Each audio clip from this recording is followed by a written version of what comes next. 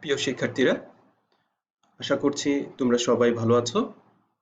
শেরপুর সরকারি কলেজ কর্তৃক আয়োজিত অনলাইন ক্লাসে তোমাদের সবাইকে রাষ্ট্রবিজ্ঞান পরিবারের পক্ষ থেকে স্বাগতম জানাচ্ছি।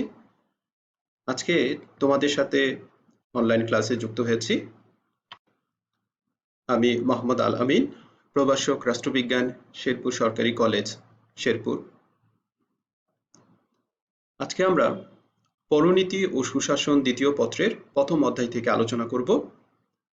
আমাদের আজকের আলোচনার বিষয় হচ্ছে ইস্ট ইন্ডিয়া কোম্পানির অধীন বাংলার অর্থনৈতিক অবস্থা।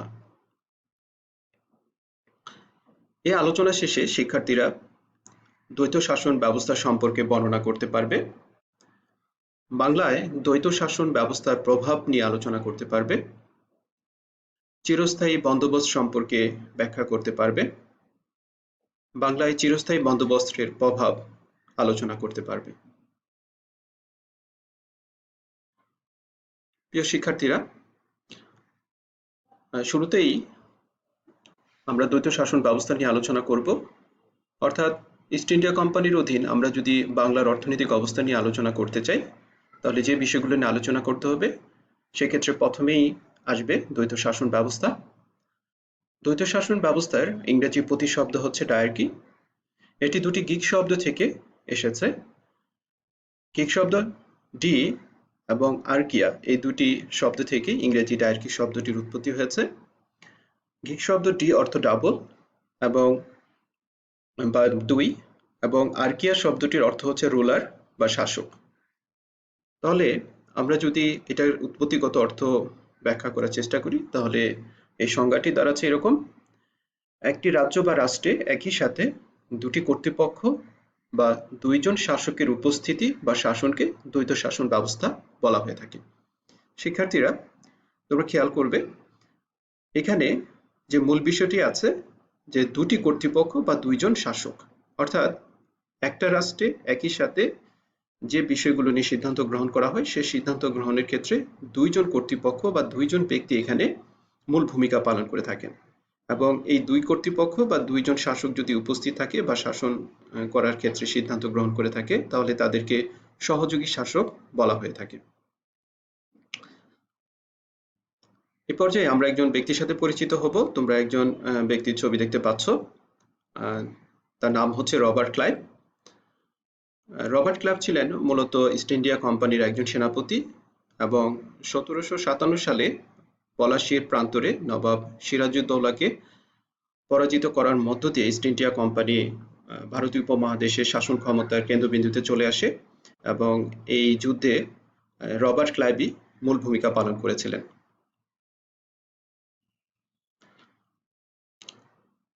তোমরা এখানে দেখতে পাচ্ছ যে 1765 সালে বাংলায় নবাব ইংরেজদের দেওয়ানি সনদ প্রদান করলে দ্বৈত শাসন ব্যবস্থার উদ্ভব হয়।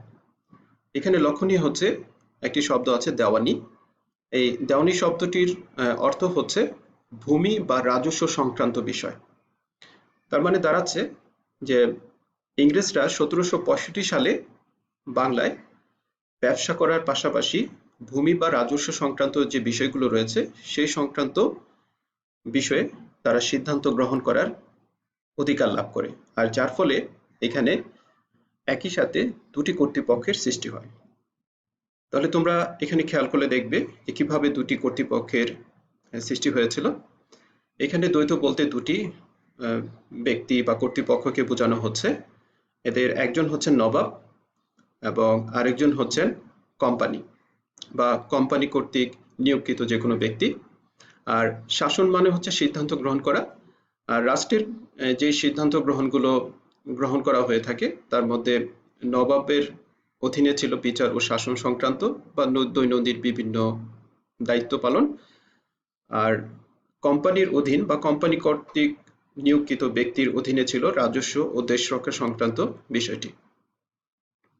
তাহলে আমরা এখানে দেখতে পাচ্ছি যে 1765 সালে বাংলায় ইংরেজদের মাধ্যমে নতুনভাবে একটি শাসন ব্যবস্থা তৈরি হয়, এবং সেখানে রাষ্ট্রীয় যে সিদ্ধান্তগুলো রয়েছে, গুরুত্বপূর্ণ সিদ্ধান্ত, সেগুলো গ্রহণের ক্ষেত্রে দুইজন ব্যক্তির প্রধান ভূমিকা ছিল। অতএব এক্ষেত্রে আমরা বলতে পারি যে 1765 সালে রবার্ট ক্লাইভ দ্বৈত শাসন ব্যবস্থার প্রবর্তন করেছিলেন। আর 1772 সালে ওয়ারিং হেস্টিংস যখন ইস্ট ইন্ডিয়া কোম্পানির দায়িত্বভার নিয়ে উপমহাদেশে এসেছিলেন, তখন এসে তিনি এটি রহিত করেন। এ পর্যায়ে আমরা দ্বৈত শাসন ব্যবস্থার কিছু প্রভাব নিয়ে আলোচনা করব। যেমন বাংলার নবাব যিনি ছিলেন তৎকালীন সময়ে, তিনি ইস্ট ইন্ডিয়া কোম্পানির একজন সামান্য কর্মচারীতে পরিণত হন। 1757 সালে নবাব সিরাজউদ্দৌলার পরাজয়ের পর মীর জাফরকে ক্ষমতায় বসানো হলেও কিছুদিনের মধ্যে তাকে ক্ষমতা থেকে সরানো হয় এবং পরবর্তী সময়ে তারই পুত্র নবাব নজিবউদ্দৌলাকে বাংলার সিংহাসনে বসানো হয় এবং সেক্ষেত্রে তাকে দ্বৈত শাসন ব্যবস্থা মেনেই এই সিংহাসনে বসতে হয়েছিল, যার ফলে তিনি আসলে ইস্ট ইন্ডিয়া কোম্পানির একজন বেতনভোগী কর্মচারী হিসেবে পরিণত হয়েছিলেন। আর রাজস্ব বা ভূমি সংক্রান্ত ক্ষমতা যেহেতু ইস্ট ইন্ডিয়া কোম্পানির হাতে থেকে যায়, সেক্ষেত্রে অর্থনৈতিক ক্ষমতার অধিকারী হয়ে কোম্পানি প্রকৃত শাসকে এখানে পরিণত হয়েছিল। তৃতীয় যে প্রভাবটি রয়েছে, যেহেতু দুই ধরনের শাসন তৈরি হয়েছিল বা দুইজন কর্তৃপক্ষ ছিল, ফলে কেউই দেশ শাসন বা প্রজা সাধারণের প্রতি খুব একটা গুরুত্ব দেয়নি, যার ফলে দেশ শাসন এবং প্রজা সাধারণের যে অধিকারগুলো রয়েছে এগুলোর প্রতি এক ধরনের অবহেলার তৈরি হয়, যার ফলশ্রুতিতে তৎকালীন সময়ে রাজনৈতিক ক্ষেত্রে চরম বিশৃঙ্খলা এবং গোলযোগের শুরু হয়েছিল। এবং এই সকল ফলাফলের প্রেক্ষিতে দেখা যায় যে 1770 খ্রিস্টাব্দে বা বাংলায় 1176 সালে এটি বাংলায় ব্যাপক ধরনের একটি দুর্ভিক্ষ দেখা দেয়, যেটি বাংলায় যেহেতু 1176 সালে এটি সংঘটিত হয়েছিল এবং এই জন্য ইতিহাসে এটি 76-এর মন্বন্তর নামে পরিচিত। লক্ষণীয়, এই দুর্ভিক্ষ বা 76-এর মন্বন্তরে বাংলার 1/3 মানুষ অর্থাৎ প্রায় 1 কোটি মানুষ প্রাণহানি ঘটেছিল। প্রিয় শিক্ষার্থীরা, এই পর্যায়ে আমরা ইস্ট ইন্ডিয়া কোম্পানির অধীন বাংলার অর্থনৈতিক ব্যবস্থার আরেকটি প্রধান বিষয় চিরস্থায়ী বন্দোবস্ত নিয়ে আলোচনা করব। তো এই পর্যায়ে আমরা আরো দুইজন ব্যক্তির সাথে পরিচিত হব। তাদের একজন হচ্ছেন ওয়ারিং হেস্টিংস আর দ্বিতীয়জন হচ্ছেন লর্ড কর্নওয়ালিস। চিরস্থায়ী বন্দোবস্ত ছিল মূলত একটি ভূমির রাজস্ব বা কর আদায় সংক্রান্ত ব্যবস্থা এবং এই ব্যবস্থা প্রবর্তন করার পূর্বে আরো কিছু ব্যবস্থা চালু করা হয়েছিল। সেগুলোর মধ্যে একটি হচ্ছে 1772 সালে ওয়ারিং হেস্টিংস চালু করেছিলেন পাঁচশলা বা সনা বন্দোবস্ত। এটি ছিল মূলত ভারতবর্ষে ইংরেজ শাসনামলে রাজস্ব সংগ্রহের একটি কার্যক্রম। এটি ইতিহাসে হেস্টিংস ভূমি রাজস্ব ব্যবস্থা নামেও পরিচিত।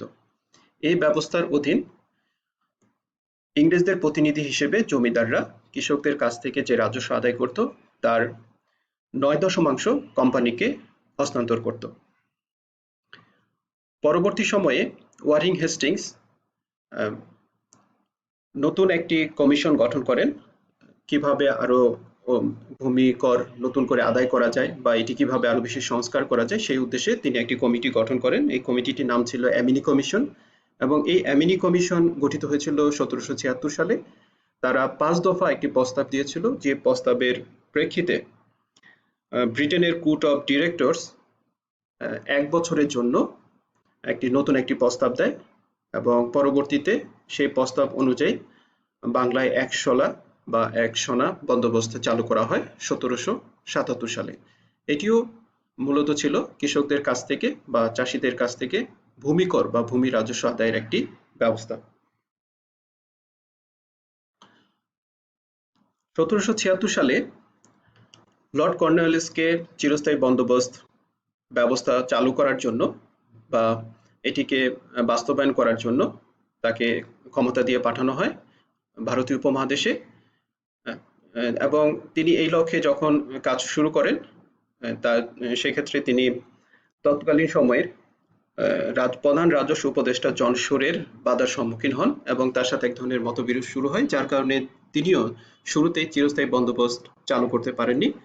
আর সে কারণে তিনি 10 শালা বা সনা বন্দোবস্ত চালু করেন 1790 সালে এবং এটিও ভূমি রাজস্ব কর আদায়ের একটি ব্যবস্থা এবং এইটি যখন ঘোষণা করা হয় তখন এটার সাথে এই কথাও বলা হয়েছিল যে পরবর্তী সময়ে এই 10 সনাকেই চিরস্থায়ী বন্দোবস্তের রূপ দেওয়া হবে এবং তারই ফলশ্রুতিতে 1793 সালের 22শে মার্চ বাংলার ভূমি মালিকদের সাথে ইস্ট ইন্ডিয়া কোম্পানি বা ইস্ট ইন্ডিয়া সরকারের একটি স্থায়ী চুক্তি স্বাক্ষরিত হয় এবং এটি ইতিহাসে চিরস্থায়ী বন্দোবস্ত নামে পরিচিত। আমরা এই পর্যায়ে চিরস্থায়ী বন্দোবস্তের কিছু প্রভাব বা ফলাফল দেখব। এর প্রথম যে প্রভাবটি ছিল সেটি হচ্ছে জমিদারগণ ভূমির স্থায়ী মালিক হয়।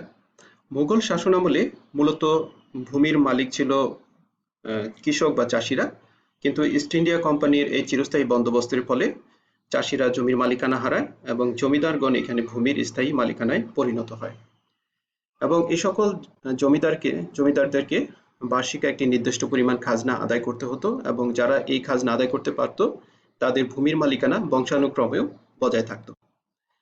আর জমিদারদের জন্য সরকার কর্তৃক একটি নির্দিষ্ট পরিমাণ খাজনা চিরদিনের জন্য নির্দিষ্ট ছিল, কিন্তু প্রজাদের ক্ষেত্রে এটি নির্দিষ্ট ছিল না, যার ফলে প্রজারা অল্প সময়ের মধ্যেই ভূমির মালিকানা হারিয়ে ফেলে। চতুর্থ যে প্রভাবটি রয়েছে সেটি হচ্ছে রাজস্ব বিক্রয় বা যেটি সূর্যাস্ত আইন নামে পরিচিত। রাজস্ব বিক্রয় হচ্ছে চিরস্থায়ী বন্দোবস্তের একটি প্রধান অংশ, অর্থাৎ এই আইনের ভিত্তিতে একজন জমিদারকে বা ভূমির মালিককে একটি নির্দিষ্ট সময়ের মধ্যে ভূমির কর বা রাজস্ব আদায় করতে হতো। যদি কেউ এই কর বা রাজস্ব আদায় করতে না পারত তাহলে তার ভূমি বা জমি নিলামের মাধ্যমে বিক্রি করে সেই রাজস্ব আদায় করা হতো। যেহেতু একটি নির্দিষ্ট সময়ের মধ্যে এই কর আদায় করতে হতো, না হলে ওই জমিদার বা ভূমির মালিক তার পরিবার একটি অন্ধকারে নিমজ্জিত হতো, যার ফলে এটাকে সূর্যাস্ত আইন নামেও পরিচিতি লাভ করে। অর্থাৎ সূর্যাস্ত হলে যেমন অন্ধকার নেমে আসে, একইভাবে এই রাজস্ব বিক্রয় বা রাজস্ব আদায় করতে না পারলেও ওই ভূমির মালিকের পরিবার বা জমিদারের পরিবারের মধ্যে অন্ধকার নেমে আসতো, যার কারণে সাধারণ জনগণের কাছে এটি রাজস্ব বিক্রয় আইনের চেয়ে সূর্যাস্ত আইন নামে বেশি পরিচিতি লাভ করে। এবং পরের ফলাফল যেটা আমরা দেখতে পাচ্ছি যে মুসলমান জমিদারদের সংখ্যা হ্রাস পেতে থাকে এবং একই সাথে হিন্দু জমিদারের সংখ্যা বৃদ্ধি পেতে থাকে। লক্ষণীয় হচ্ছে যে মুঘল আমলে এই অঞ্চলে জমির যারা মালিক ছিলেন বা কৃষক ছিলেন তারা ছিল মূলত মুসলমান, কিন্তু ইস্ট ইন্ডিয়া কোম্পানির চিরস্থায়ী বন্দোবস্তের কারণে মুসলমান জমিদাররা তাদের জমি ধীরে ধীরে হারাতে থাকে, যেহেতু তারা সঠিক সময়ে রাজস্ব আদায় করতে পারেনি, এবং অন্যদিকে হিন্দু জমিদাররা ধীরে ধীরে মালিকানা লাভ করতে থাকে। তো প্রিয় শিক্ষার্থীরা, আমাদের আজকের আলোচনা এ পর্যন্তই। এখানে কিছু বাড়ির কাজ রয়েছে, আশা করি তোমরা বাসায় অবস্থান করবে এবং একই সাথে এই প্রশ্নগুলো নিজেরাই প্রস্তুতি নিবে। তো আজকের মতো সবাইকে ধন্যবাদ জানাচ্ছি।